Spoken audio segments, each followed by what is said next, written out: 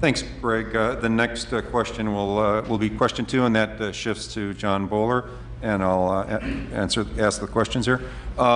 What type of a mix of new commercial buildings and new businesses do you want to see in the future Hermosa Beach downtown area? The maximum commercial building height in the Manhattan Beach downtown is 26 feet. Should building heights for new commercial buildings in Hermosa Beach be increased beyond the current 30-foot height limit? John? Yes, thank you. First of all, I want to clarify 2 things. One is something I should have stated in the beginning, is that I am by far the oldest candidate up here. And rather stating the obvious, I know. But at my age, I'm too old to be politically correct. So please forgive me if I get pretty candid on some of these answers, but I think you deserve that.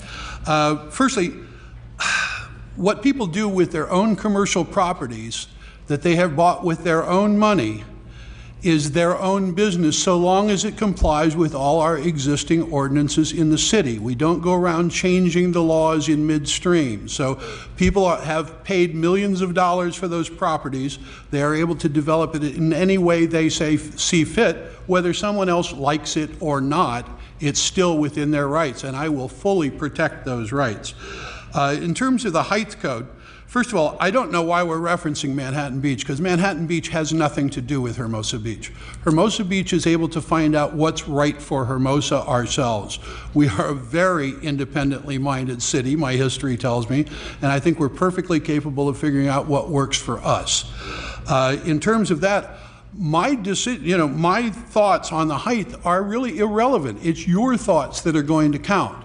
The City Council is not going to make that decision, you are. So we have a chance for a full and frank discussion. You can see what people are proposing, what the aspects would be, whether it's going to cause problems, and then you get to make the decision. So there's a lot of talk up here of what am I going to do about this, or what is my position on that, when in reality it's your positions that matter, and I have no intention of usurping those. The other thing I wanted to point out, by the way, is there is a major mistake going on. Our downtown does not start at 10th Street, our business district. It starts at 8th Street. And there's a whole set of businesses down there that have developed, and I don't want to see them neglected as we move forward making plans. So let's back up and set the downtown boundary at 8th Street and not try and exclude people in the way. You can summarize, John? Of course. So again, the areas that we're discussing are major gateway areas. They are going to set the tone for Hermosa. I think we need to give careful consideration to what is the best for our city, and I know you will. Thanks, John. Jeff? Thank you, Al. Well, I'd say a couple of things. One is that I wanted to point out in 1991, the City Council put an initiative on the ballot that passed overwhelmingly, reducing height limits in Hermosa Beach from 35 feet to 30 feet. And in the late 80s, another initiative passed basically saying that zoning had to be dialed down to the lowest density when there were conflict occurred in terms of development. This city has spoken out on numerous occasions in terms of what we want in terms of scale and density in our city. But I would take a different tack to this question, because I think really the question we need to be looking at is, what does a recovering economy look like in Hermosa Beach? And I think what it looks like in a city like ours is with an economy that is not built on the past. It's going to be an economy that's going to be built on a different set of parameters. And because we're rapidly moving from an industrial economy to an innovation economy. And we need to take that into consideration in terms of the kind of decisions we make that will affect us down the line. And no one is in better position, in my mind, to attract the new creative class of innovation leaders that are leading this charge than we are. We already have. If you walk down Pier Avenue, you walk into like Wicked, or you walk into Deep Pocket Jean Company, and you talk to the proprietors of those businesses, you'll see these are young people with vision and with good ideas that are building our community for the future. And what we need to do is finally grasp the notion that our size and the lack of heavy industry is an asset to our city. You can summarize, Jeff? Yeah, but anyway, that we need to take advantage of that, and we need to keep the scale of our city in line with the kind of city we've had and the kind of city we need to protect in the future. Thank you. Yeah, thanks, Jeff. Carolyn?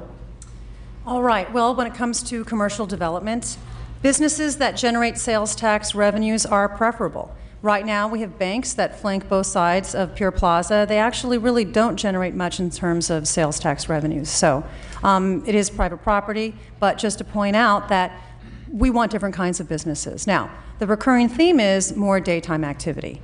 If you want more daytime activity, you're going to want to attract higher-end hotels. We want change, but people don't want change. It's rather ironic. If you want to attract high-end hotels, you might need to consider changes in height restrictions, because that will attract a different kind of business.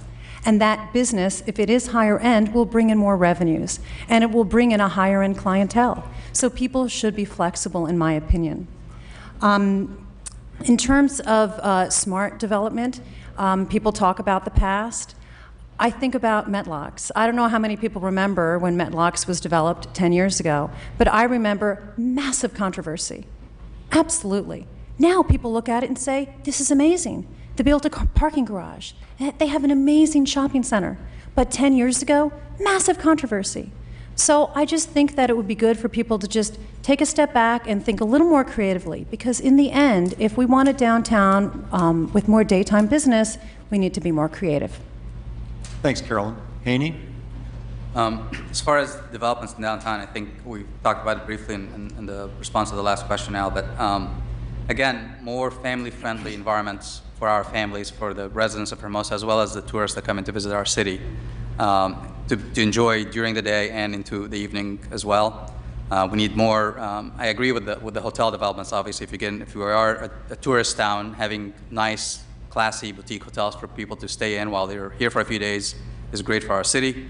And for people to come in and stay in our hotels, they also want to have nice retail establishments and a variety of retail establishments, not just one type. The other thing on the family-friendly attractions in downtown to have the kids play around, I think Metlocks Plaza was mentioned. They have a little water feature out there, maybe something similar like that here in Pier Plaza would be good for our families and our kids to play with. Not too crazy about having neon signs in our downtown. I think having some kind of regulation in the city that makes the signs a little bit on a classier level would be nice for our brand and our prestige. Also, again, applying more solar power and sustainable innovations in our improvements when we are developing. I think, again, putting the Hermosa Beach brand as the best little beach city, that would be one of the examples that we do. As far as the height restrictions, I think, as Councilman DeClos mentioned, I think the city has already spoken about this issue, and as Mr. Bowler mentioned, it's going to be up to the residents to decide that issue at some point if it comes down to it. But I think the general aspect of the city is that the height restrictions that we have work well enough for us, and would like to keep it that way, and that's my position as well. Thank you. Thanks, Haney. Greg? Very good. Let me just make clear that you're hearing it, but I'm not sure you're hearing it clearly. I just want to clear it for all of us. It requires a vote of you folks, the community, the residents, to raise the height limit. Let me just point to a thing for those of you that are in the aerospace industry, the Challenger disaster. There are incremental changes and incremental movements away from the paradigms and the standards that were required in the Challenger. And until they had the explosion, they didn't realize that they had varied so far off course. And that is what you have to watch for. If you're going to approve, as residents, a higher height standard, you have to realize there's going to be incremental creep. This guy got 32, this one got 34, where it is, and so you got to be careful. We don't end up with a canyon driving down Pier Avenue. We don't want full-on facing canyon buildings like you have in downtown LA, which I see all too much of these days, but enjoy the new work. But the idea is we don't want that environment here in Hermosa Beach. So if any incremental heights occur or the community supports that height change, it's got to also fit with view protection and things like that, where you're not taking away the view from a neighbor who's had it for his whole life living in Hermosa Beach. And then lastly, I just want to make sure that when we think about mixed use, which I'm actually, as a former realtor, John, I do have a business, and I was a successful business operator as a realtor in the desert. I'm concerned about good mixed use. In other words, office, retail, or in the daytime with residential at nighttime, so we're not conflicting. You don't want the restaurant and bar with residents above it. You know, office space and retail work together, but office space and restaurant nighttime works together. There's abilities to make mixed use, and there's abilities to work at density levels, but it's got to be thoughtful, and it just can't be willy-nilly. Thank you. Yeah, thanks, Greg. Annette? Thanks. We've covered a lot of things already. I would definitely move toward family-friendly activities and family-friendly businesses down there. There's been a lot of talk about the mixed use that the Chief just talked about, which I agree with. We need to do what we can to reduce our carbon footprint here, and if we can reduce trips, that would be great to do as well. We're talking about height limits here, and agree. You know, this went to a vote to the voters, and it was a pretty strong message. I would be surprised if the voters change their mind now, but you know, right now with the oil drilling project, we're considering putting in a 9-story tower and a 9-story oil derrick there. I think allowing that to happen will open the door for other businesses that are going to want to increase their height limit. So I would have people also consider that as well. Thanks, Nanette.